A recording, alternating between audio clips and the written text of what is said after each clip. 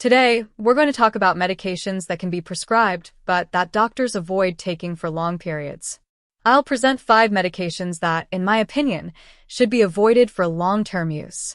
Taking medications over a long period usually indicates a chronic problem, and addressing only the symptoms without tackling the underlying cause may not be the best approach. While temporary symptom relief is important for reducing stress and improving quality of life, prolonged medication use without treating the root of the problem can be concerning. So, I'd like to discuss 5 types of medications that doctors avoid taking for long periods. Let's get started. 1. Painkillers, non-steroidal anti-inflammatory drugs, NSAIDs. First on the list are painkillers known as NSAIDs, non-steroidal anti-inflammatory drugs, which are the most widely used medications globally.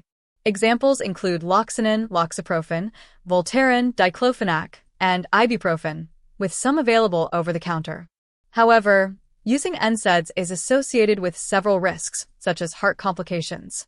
Data from large studies show that prolonged use of these medications can increase the risk of heart failure by about 20%. The higher the dose and duration of use, the greater the risk. Additionally, many of these medications cause gastrointestinal damage, including ulcers and bleeding in the digestive tract. In more severe cases, stomach or intestinal perforations may occur. Most cases of bleeding ulcers are caused by prolonged NSAID use. Another problem with long-term NSAID use is its impact on the kidneys. These medications can reduce kidney function, leading to issues like fluid retention and swelling.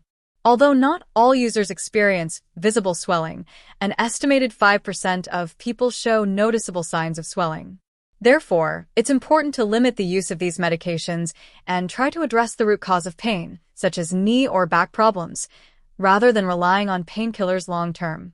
In addition to cardiac, gastrointestinal, and kidney risks, prolonged NSAID use can also be associated with other side effects like dizziness, headaches, and allergies. Some people may develop severe allergic reactions to these medications, with symptoms such as skin rashes, difficulty breathing, and facial swelling. It's important to note that while NSAIDs can be effective in relieving pain and inflammation, they don't treat the underlying cause of the problem. Thus, seeking medical advice to identify and properly treat the source of pain is crucial instead of solely relying on medications to control the symptoms. Safer and more natural alternatives for pain relief include relaxation techniques, low-impact exercises, physical therapy, and acupuncture. Lifestyle changes such as maintaining proper posture, engaging in regular physical activity, and keeping a healthy weight can also help prevent and alleviate chronic pain. In cases of acute pain or when NSAIDs are necessary, it's essential to follow medical advice and the instructions on the package, respecting the recommended doses and treatment duration. Indiscriminate and prolonged use of these medications can pose serious health risks, so it's crucial to be aware of potential side effects and seek safer alternatives whenever possible. 2. Statins, cholesterol-lowering medications. The second medication I would avoid taking long-term is statins, used to lower cholesterol levels. Statins are often prescribed to reduce the risk of heart disease. Discovered by a Japanese scientist, Dr. Akira Endo, statins are considered one of the greatest discoveries in medicine. They can reduce the risk of heart disease by 30% to 40%, according to some studies. However, it's important to understand how this data is interpreted. In a large study on statins, about 3% of participants who did not take the medication had heart attacks, while this number dropped to 2% among those who did take statins. This represents a relative reduction of 30%, but in absolute terms, it's only a 1% reduction. This means that to prevent one heart attack in one person, many others must take the medication without direct benefits. Furthermore, statins can cause side effects such as muscle damage, rhabdomyolysis, and mitochondrial dysfunction, in addition to increasing the risk of hemorrhagic stroke. While it's important for people who have already had a heart attack to continue taking statins, for those with only high cholesterol, lifestyle changes may be a healthier and more effective alternative.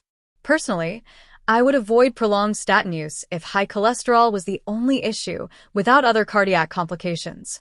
Another potential side effect of statins is an increased risk of type 2 diabetes. Studies suggest that prolonged statin use may raise the risk of developing diabetes by up to 50%. This risk is particularly concerning, as diabetes is a significant risk factor for heart disease and other health complications. Additionally, statins can affect cognitive function in some people. Some users report memory problems, confusion, and difficulty concentrating during prolonged use of these medications. While these side effects are generally reversible after stopping treatment, they can be bothersome and affect the quality of life. It's important to note that statins may be necessary and beneficial for people at high risk of heart disease, especially those with a history of heart attacks or other serious cardiovascular issues. However, for individuals with high cholesterol as the only risk factor, it's crucial to consider alternative approaches before resorting to long-term statin use. Lifestyle changes such as adopting a healthy diet rich in fruits, vegetables, whole grains, and healthy fats, along with regular exercise, can be effective measures to lower cholesterol and improve heart health. Additionally, stress management, maintaining a healthy weight, and avoiding tobacco are important factors in preventing heart disease.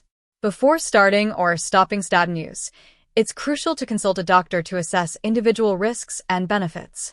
Every person has unique health needs and conditions, and a healthcare professional can guide the best approach to managing cholesterol and reducing the risk of heart disease. 3. Sleep medications, zolpidem, sleep medications, hypnotics. The third medication I would avoid long-term is sleep medications such as zolpidem, known commercially as Stilnox or Ambien. These medications are frequently prescribed to treat insomnia and are known for their fast action and short duration of effect. However, prolonged use of zolpidem is associated with several risks such as falls, dizziness, daytime drowsiness, and even abnormal behaviors like nonsensical conversations or forgetting events. In elderly patients, the risk of falls increases significantly and long-term use can lead to dependence. Moreover, when the medication is abruptly discontinued, patients may experience rebound insomnia or withdrawal symptoms. Many people develop an exaggerated fear of not being able to sleep, which increases anxiety and worsens insomnia. Instead of relying on sleep medications, it is more effective to adopt behavioral changes and sleep hygiene practices. This includes sleeping only when feeling sleepy, avoiding the use of electronic devices in bed, and keeping a consistent wake-up time, even if you've had little sleep the night before. Meditation, reading, and other relaxing activities before bed can also help. Besides the mentioned risks, prolonged use of sleep medications can affect sleep quality.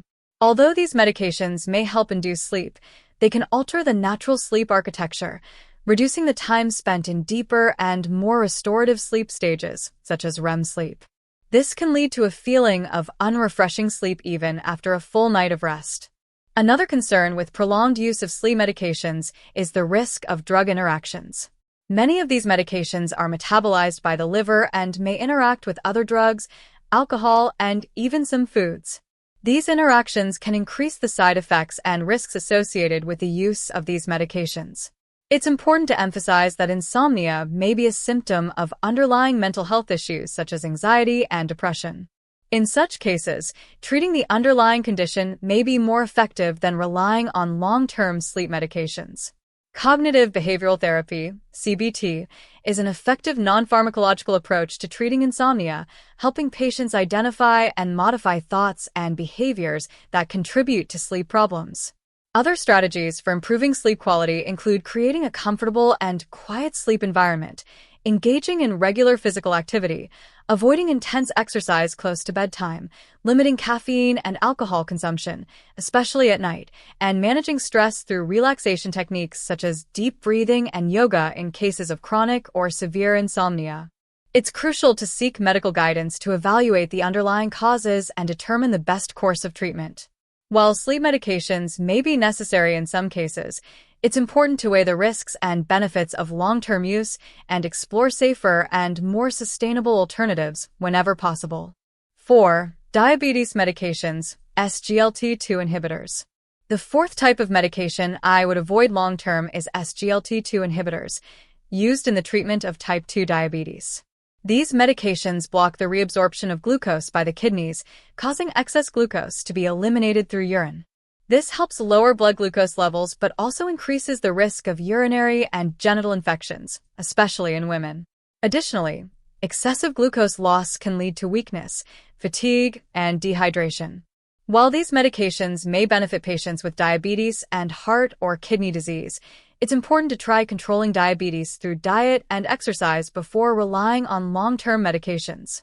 Another potentially serious side effect of SGLT2 inhibitors is an increased risk of diabetic ketoacidosis, a condition that occurs when the body produces high levels of ketones due to a lack of insulin. Although more common in patients with type 1 diabetes, diabetic ketoacidosis can also occur in type 2 diabetes patients using SGLT2 inhibitors. Symptoms include nausea, vomiting, abdominal pain, confusion, and shortness of breath. If left untreated, diabetic ketoacidosis can lead to coma or even death. Moreover, SGLT2 inhibitors may increase the risk of amputations of toes or legs. This risk is particularly high in patients with peripheral artery disease or diabetic neuropathy. It's crucial for patients using these medications to carefully monitor their feet and legs and immediately report any wounds, ulcers, or infections to their doctor. It's important to emphasize that for many patients with type 2 diabetes, lifestyle changes, like adopting a healthy diet, exercising regularly, and maintaining a healthy weight, can be sufficient to control blood glucose levels. Even modest weight loss can significantly improve insulin sensitivity and reduce the need for medications. When lifestyle changes aren't enough to control diabetes, other medications like metformin may be considered before turning to SGLT2 inhibitors. Metformin is typically the first-line medication for treating type 2 diabetes, as it is effective, safe, and well-tolerated by most patients. If SGLT2 inhibitors are necessary, it's crucial that patients be closely monitored for any side effects or complications. Patients should be advised to drink enough fluids to avoid dehydration and to immediately report any symptoms of urinary or genital infections, diabetic ketoacidosis, or foot and leg problems to their doctor. 5. Proton pump inhibitors, PPIs, stomach acid reducers. The fifth and final medication I would avoid long-term is proton pump inhibitors, PPIs, such as omeprazole, which are commonly prescribed to treat acid reflux and stomach ulcers. These medications reduce the production of stomach acid, which can relieve reflux symptoms and promote the healing of ulcers.